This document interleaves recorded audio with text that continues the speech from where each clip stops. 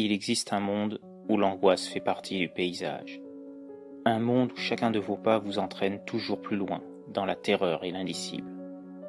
Un monde où les créatures les plus inimaginables et les psychopathes les plus cruels sévissent en toute liberté. Un monde où il n'y a aucune règle, aucune loi pour vous empêcher de plonger dans l'horreur la plus totale. Ce monde n'est pas si éloigné du nôtre, et il n'appartient qu'à vous d'en franchir les frontières. Alors si vous aimez avoir peur, n'hésitez plus. Franchissez le portail et venez écouter les histoires de l'autre monde. Le châtiment du samouraï. Yojiro Kawatsumi. Ce nom ne dira vraisemblablement pas grand-chose à la plupart d'entre vous, même si vous êtes férus d'histoire japonaise.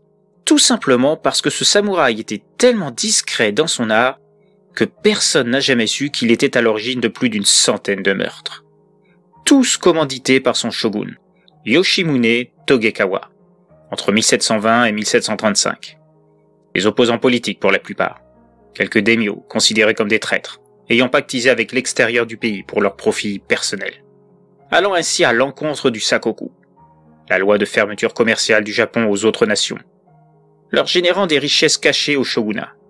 Comme ces actions devaient rester secrètes aux yeux du peuple, Yojiro était là pour faire respecter l'autorité de son shogun, en assassinant donc ennemis du système politique, rebelles au Sakoku, ou simplement des commerçants indélicats, ne versant pas la totalité de leur tribut mensuel réservé aux daimyos.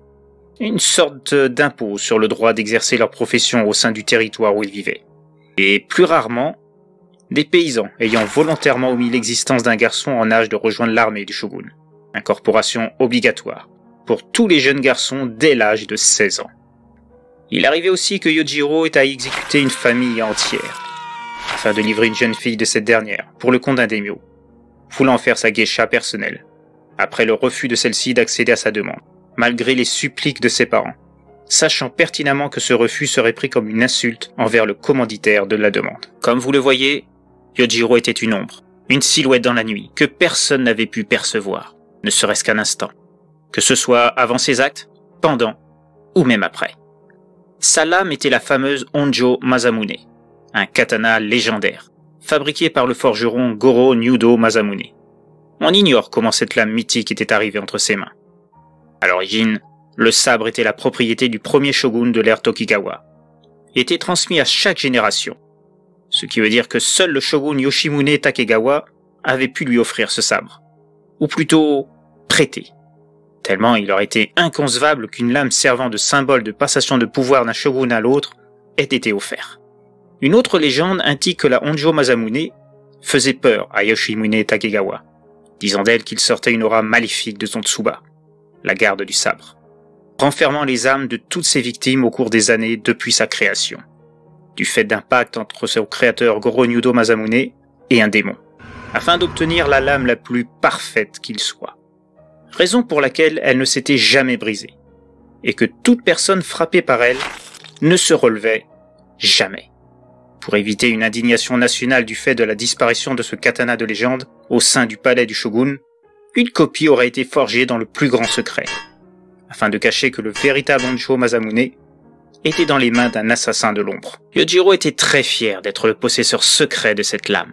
Son seul regret était qu'il ne pouvait se vanter d'en être plus ou moins le propriétaire, conscient malgré tout qu'à sa mort, le sabre reviendrait entre les mains de Yoshimune Takegawa, afin que personne d'indigne ne s'en empare parmi la famille de l'assassin, même si cela avait peu de chances d'arriver, Yojiro n'ayant pas de descendance.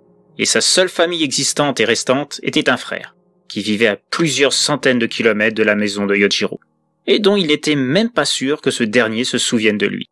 Comme tout samouraï, il aurait aimé que son sabre soit enterré avec lui, mais au vu de l'histoire de celui-ci, il savait parfaitement qu'il serait enterré sans lui, avec à sa place une lame vulgaire, afin de donner le change, et surtout éviter que quelqu'un la reconnaisse et provoque un tollé national qu'un tel sabre est échu dans les mains d'une personne n'étant pas de la lignée du shogun. Quoi qu'il en soit, Yojiro prenait grand soin de son katana, au moins autant que la discrétion de ses missions.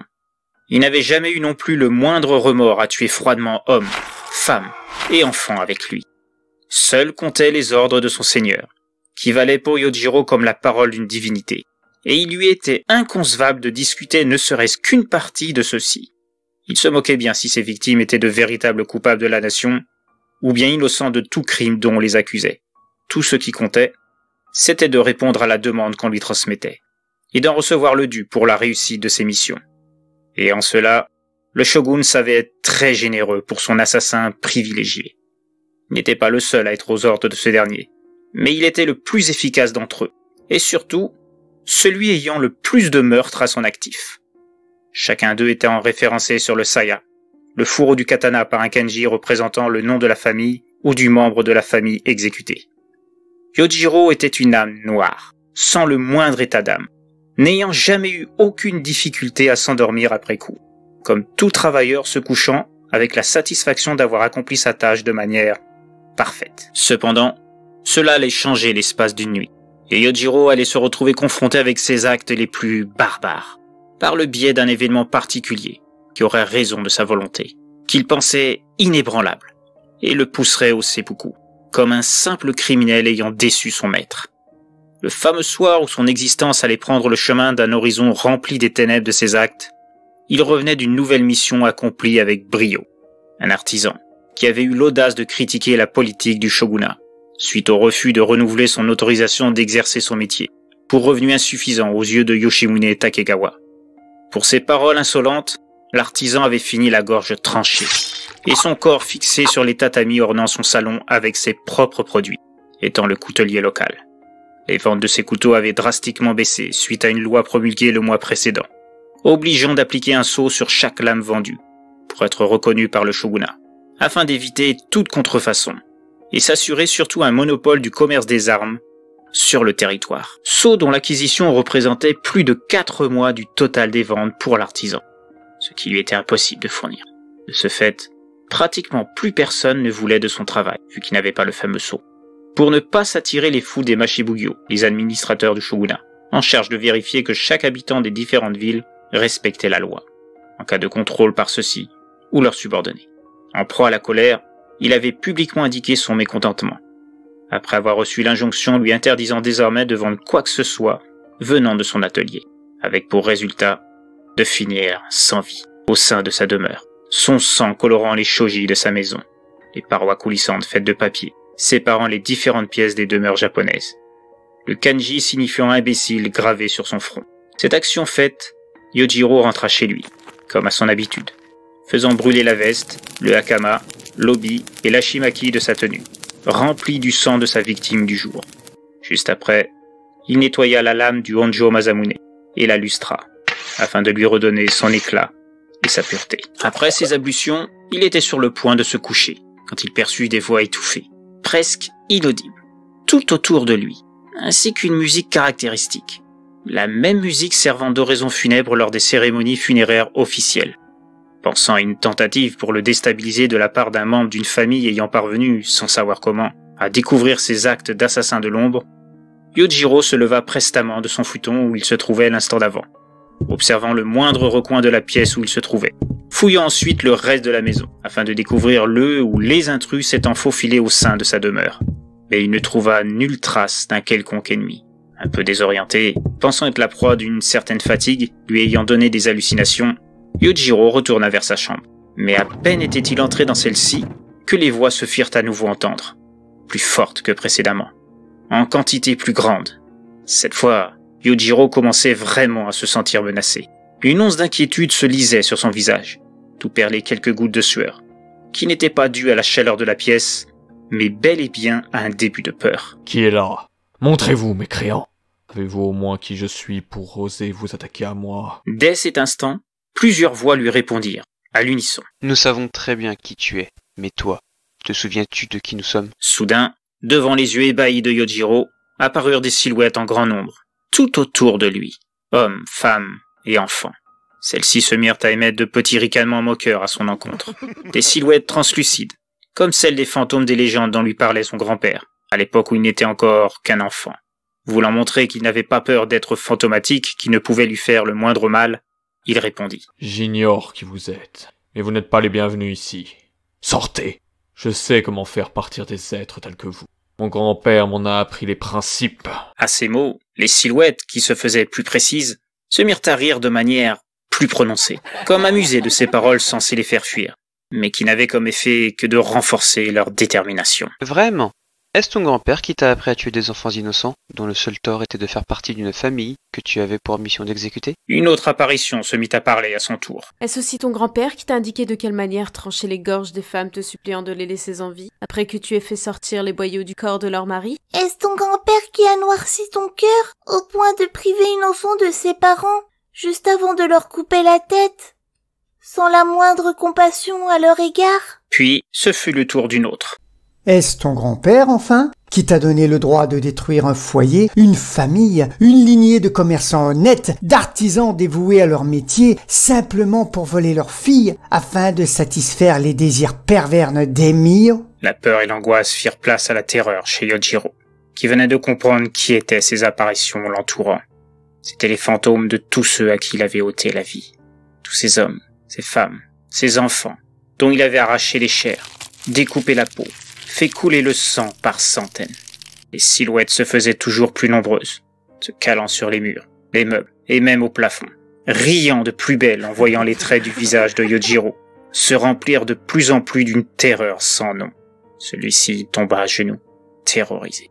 Lui qui n'avait jamais versé la moindre larme pendant ses missions face à ses victimes de leur vivant, se mit à les faire couler le long de ses joues, postant sur son menton avant de tomber au sol, mouillant le tatami sur lequel il était tombé à genoux. Je ne faisais qu'obéir aux ordres du shogun. C'est ma manière de vivre. Comme vous faisiez fonctionner vos commerces. Preniez soin de vos épouses, vos maris, vos enfants, pour qu'ils ne manquent de rien, grâce à l'argent que vous récoltiez en travaillant. Vous ne pouvez pas me reprocher de chercher à vivre de mon talent. Les apparitions se mirent à montrer de la colère, aussi bien par leurs traits que dans le ton de leur voix, à cette phrase. Comment oses-tu parler de métier dans ton cas? Tuer, détruire des villes n'a jamais été une profession. Tu cherches des excuses à tes actes en accusant le shogun de t'avoir commandité tes actes. Mais tu étais libre de refuser, libre de trouver un autre sens à ta vie sans annihiler celle des autres, tes frères, tes sœurs, le peuple. Tu n'as pas le droit de légitimiser tes meurtres. À t'entendre, c'est toi qui es la victime, alors que tu n'es qu'un meurtrier. Yojiro se mit à poser le front au sol, implorant la pitié des êtres fantomatiques. Pitié. Je suis désolé pour tout ce que j'ai fait. Je sais que je suis mauvais. Je vous implore de me pardonner. Plus jamais je ne prendrai la vie de quelqu'un. Je vous le promets. Les esprits se mirent à rire à nouveau en chœur. Regarde-toi, tu es pathétique. C'est ça l'assassin qui nous a ôté l'espoir d'un avenir? Il suffit que nous apparaissions pour que le meurtrier dépourvu d'âme et d'humanité devienne un petit garçon, pleurant toutes les larmes de son corps, prêt à se glisser dans les jupes de sa mère si elle était encore en vie. Si elle te voyait aujourd'hui, ne crois-tu pas qu'elle aurait honte de ce que tu es devenu?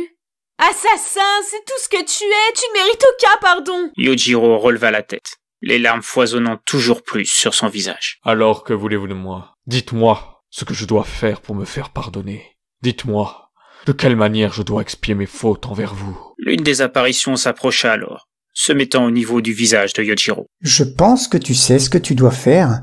Tu es un samouraï, un assassin, mais un samouraï. Que font les samouraïs lorsque leur honneur a été bafoué? Yojiro regarda l'apparition devant lui, comprenant ce que tous dans la pièce attendaient de lui.